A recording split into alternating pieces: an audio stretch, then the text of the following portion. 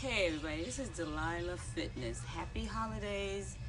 It's the last day of 2019. We're going into a new year, a new decade.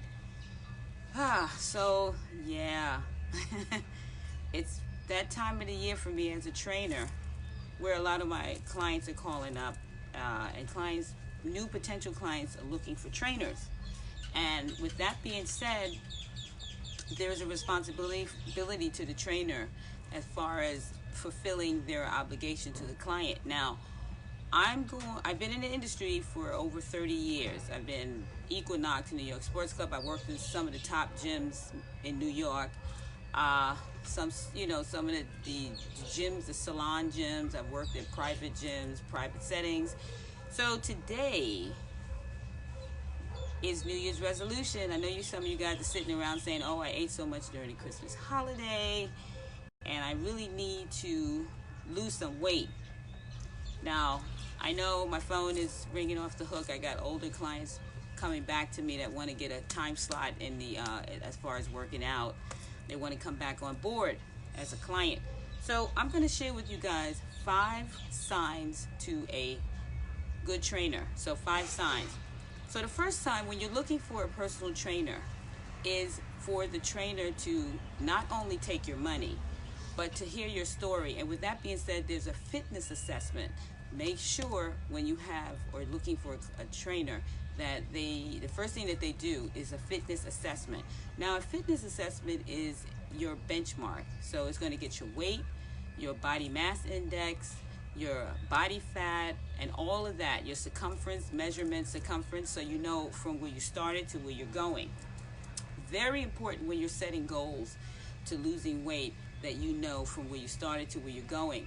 Also, with that being said, it's also good to set long-term and short-term goals because you know when you're seeing a trainer, you have to really be clear on what your intentions are and what you really want to do with your body. Now, I have run the gamut in 30 years of dealing with clients to the point where I've even had clients send me pictures of celebrities that they wanted to look like. Now, everybody's body's different, so you're not going to look exactly how somebody else is going to look. Basically, you're creating your own personal best, your best version of yourself. So, number one, when you're looking for a trainer, is to make sure you get a fitness assessment. Now, I wrote it down. So number 2 is, like I said, short-term, long-term goals. Like whatever your goals is, like when I would break it up in a year would be a long-term goal, what I want to look like in a year. And then you can break it up into 6 months. You can break it up into 3 months. And then you can break it up into like every month. What are your goals? And also with the fitness assessment, you can always go back and get a fitness assessment every 4 to 6 weeks. So checking your weight and your circumference every 6 weeks, you should be redoing that. And also revamping your workout because the body has a tendency to plateau. Now, when I say revamp your workout, you can include more reps. You could actually change the pace of the rep. Like if you're doing fast bench pressing or anything, you can slow it down in slower reps. So you can change it, or you can slow the reps down, or you can just revamp the whole workout. All right. So because again, the body has a tendency every 6 weeks to plateau. So changing is good. So number 3, third sign of a good trainer is setting up a personal program. Now, I have a really big issue with this, and I'm going to just be forthcoming. Not everybody's body's the same, and one exercise don't fit all. Like, for example, let's say a squat. If somebody is doing a squat and they have a meniscus tear, that's why it's really good to do the fitness assessment, because you get a health history of what the person is, if they have any physical injuries. And if you're trying to really work the legs and they have a meniscus tear in their knees, you're not going to give them a squat and have them do a squat and load up with some weights. You're going to really modify the exercise. So make sure when you're dealing or finding a trainer that they know how to modify the exercise. So they're not going to give everybody a squat. If you have an injury, you're going to hit the muscle, but you're going to hit it in a modified version of the exercise, getting the same results. All right, so don't be shy to let the trainer know that you have issues with your knees or your lower back, and there's some type of if they could give you an exercise for that particular body part, but if they can modify it.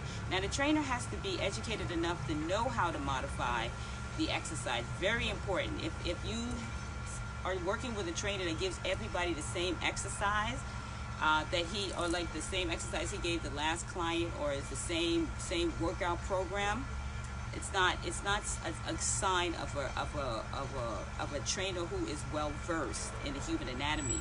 And it's no disrespect to the trainer, it's just more knowledge based. So make sure you have and pick a trainer who has knowledge of the human anatomy and the kinetic chain, so they know exactly what they're doing with you, because you want a personal, that's why it's called personal training, because you want that a personal attention to your body and your body details.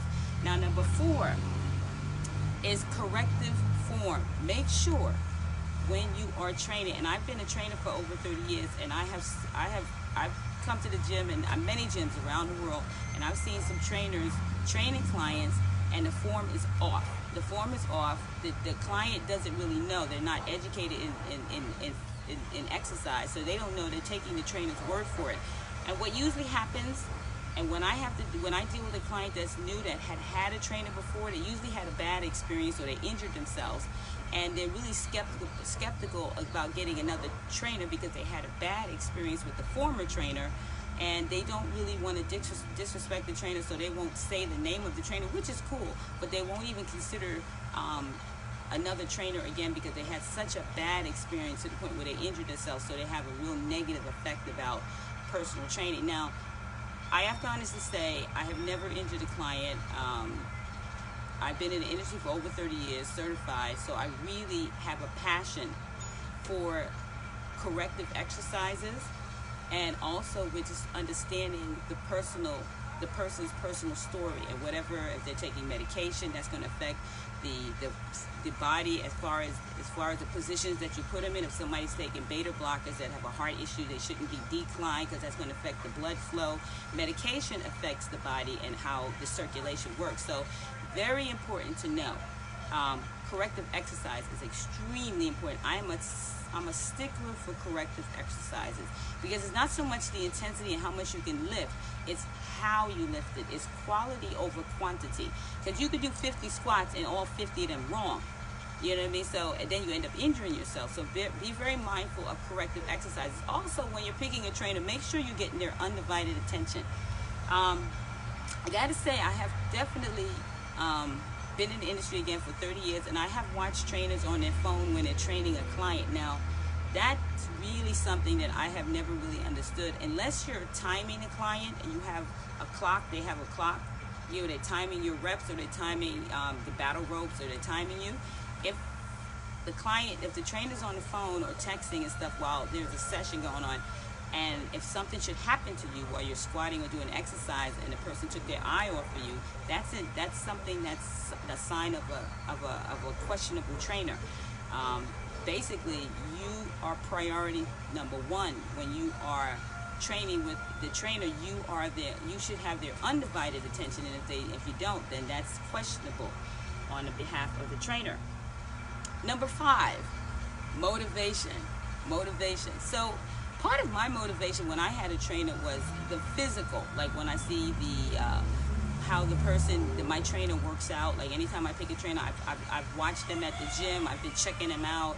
I watch how they work out. I watch their body. I watch how they eat. I watch if they smoke cigarettes, if they drink alcohol. Because for me, I'm a stickler for fitness. So I am not going to pick a trainer that drinks alcohol, smokes cigarettes. If I see them unhealthy as far as weight-wise, I'm not going to pick a trainer like that. But what I'll watch and see how they treat their other clients. Are they on the phone when they're training them? If I see if there's a red light, like where I'm seeing the situation is not for me, I won't pick that person as a trainer. So I'm really strict on that. So it's a red flag. Like if I see them, training a client, like I said, that's on, and they're on the phone and they're texting, because unless it's an emergency, there is really no reason why you're training me and you're on the phone. I don't even understand that. If I'm paying for a service and having your undivided attention, and I'm pretty selfish when it comes to my trainer. I want all the attention to be focused on me, which everybody should if you're a person looking to meet your goal. and corrective exercise and detail is very important. You have to be attentive, you know, attentive as a trainer to make sure you're giving your undivided attention to the client. So those are my 5 signs of a good trainer. Number one is fitness assessment. Make sure that the trainer is performing quality fitness assessment, which is going to be your benchmark. Every 4 to 6 weeks, you should be having that redone. And number 2 is short-term, long-term goals. So you're going to break it up in a year, and then break it up to 6 months, 3 months, and every month what your goal should be that you should be reaching. Number 3 is program design.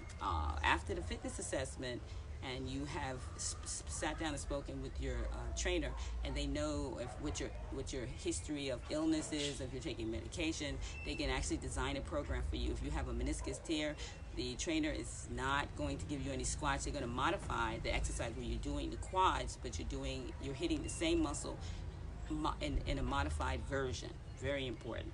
Number 4, again, is corrective exercises. I'm a big stickler, like I said, for corrective exercises. The key thing when people come to the gym, especially neophytes, people who have never worked out before, they're really trusting you and putting their body in the trainer's hand so they can be healed, they can be helped, and increase their muscle mass, or just increase their quality of life in their body, and not to be injured. You know, nobody wants to come to the gym and get injured and be injured. All right, corrective exercise, that's number 4. And number 5 is motivation. So motivation is key to make sure that the client is happy, interested in coming back to the gym to work with you. They're really excited about their journey with you. They feel that they're being educated, and they really are getting a bang for their buck. They don't have any regrets about spending their money with you, because with the service that the trainer gives is priceless. So you should be feeling that way. So if the client feels motivation and feels that this is priceless and they're getting a wonderful experience, that's a win-win situation. That means you have a great trainer, and once you start to see changes in your body and you start to see goals being met every month or every 3 months, whatever you chose, that's a win-win. Now, for those of you who have trainers and feel, and I've been in a situation where I've had clients that really wanted to switch up and get a new trainer. They want a new style. They want more of a Pilates experience or more of a yoga experience, and there are trainers out there, and everybody have their own different styles. Some people are bodybuilders where they'll build you up, and there's some trainers that do Pilates or yoga or calisthenics. You got CrossFit. And sometimes when the person's been working out for a long time, they just want a different style. It has nothing to do with the trainer per se, but they want to take their body to another level, or boredom reaches in. Sometimes you just get bored, and you want to try something new, like, whatever it is. It could be boxing, kickboxing, MMA. And the bottom line is that when the client is ready to make a move, I totally welcome that, because it's not a reflection on the trainer. It just shows that the trainer did a great job, and now they're passing them off to the next phase of fitness. That's all it is. And when one door closed, another one comes in, because now they want to experience the gifts that the trainer has. So it's a blessing to be in this industry. I'm forever grateful for being a fitness trainer for as long as I have, as far as my records and as far as my dealing with clients and people for over 30 years speaks for itself.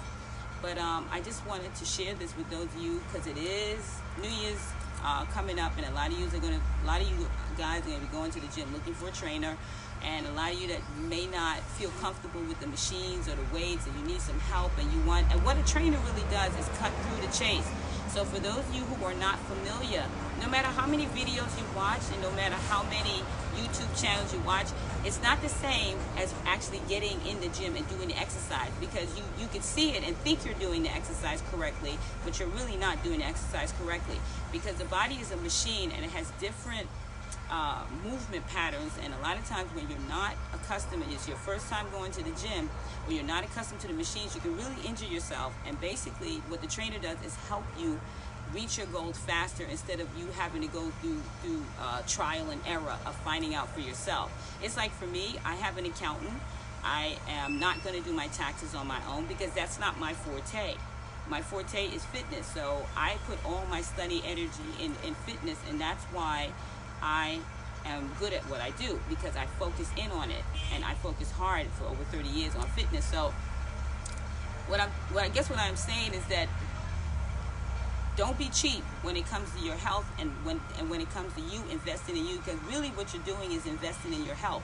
So if you find that, the trainer is this much, but I don't know if I could afford it. Let's be honest, ladies. When it's time to get our nails and our hair done, we dig up the money.